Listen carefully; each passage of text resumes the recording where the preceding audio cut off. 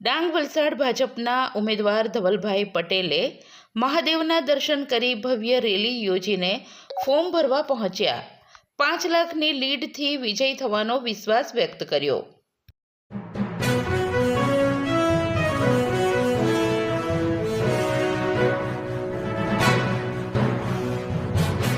લોકસભાની સામાન્ય ચૂંટણીની જાહેરાત થતાં દેશમાં ચૂંટણીનો માહોલ જામી રહ્યો છે. વલસાડ લોકસભા બેઠક ઉપર ચૂંટણી જંગમાં ભાજપના ઉમેદવાર તરીકે ધવલ પટેલ અને કોંગ્રેસમાંથી આનંદ પટેલના નામની જાહેરાત થયા બાદ બંને પક્ષો આ મહત્વની બેઠક જીતવા માટે એડીચોટીનું જોર લગાવી રહ્યા છે. અત્યાર સુધી જનસંપર્ક કરીને ધવલ પટેલે અને બીજેપીના અગ્રણીઓ અને કાર્યકર્તાઓ બીજેપી ઉમેદવાર ધવલ પટેલને જીતાડવા પ્રચારમાં જોતરાયા છે. આજે વલસાડ લોકસભા બેઠકના ભાજપના ઉમેદવાર ધવલ પટેલે શહેરના મુખ્ય માર્ગો ઉપર કાર્યકરો અને સમર્થકોની ભવ્ય રેલી આકારે જિલ્લા ચૂંટણી અધિકારીની કચેરીએ પહોંચી ઉમેદવારી ફોર્મ ભર્યું હતું.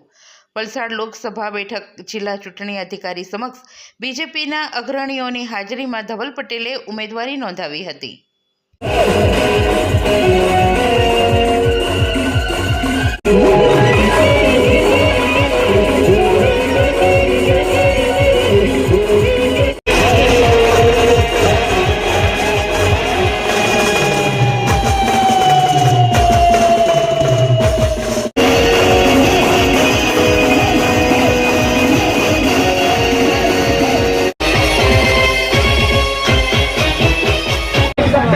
અને વાસદાનો જે આપણો સૌથી મોટો ટ્રાઇબલ બેલ્ટ છે, ફોરેસ્ટ બેલ્ટ છે, એમાં પણ આપણે આદિવાસીનો સારામાં સારું સર્વાંગી વિકાસ કરીએ એના માટે પૂરેપૂરી કટિબદ્ધતા બતાવીએ છીએ.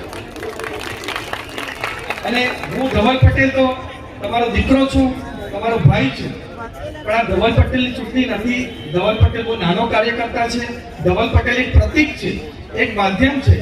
આ ચૂંટણી આપણા મોદી સાહેબની ચૂંટણી છે. આ ચૂંટણી દેશના ભવિષ્યની ચૂંટણી છે. આ ચૂંટણી દેશને વિકસિત બનાવવાની ચૂંટણી છે. તો આપણે બધાએ સાથે મળીને લાગી જવું પડશે. અને ખાલી 22 દિવસ હવે બાકી છે. 22 દિવસ આપણા 7 મહિના રોજ બાકી છે.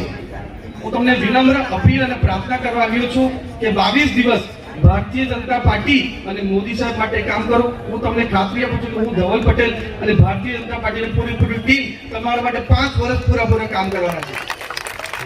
અને આપણા વલસાડ લોકસભા અંતર્ગત આવતા વલસાડ, નવસારી અને ડાંગનો ઉત્તમથી ઉત્તમ વિકાસ કરવાનો ખાતરી આપશું. અને નાના મોટા જે પણ પ્રશ્નો છે એ આપણે સાથે મળીને ચર્ચા વિચારણા કરીને આપણે બધા સાથે મળીને નિરાકરણ કરશું.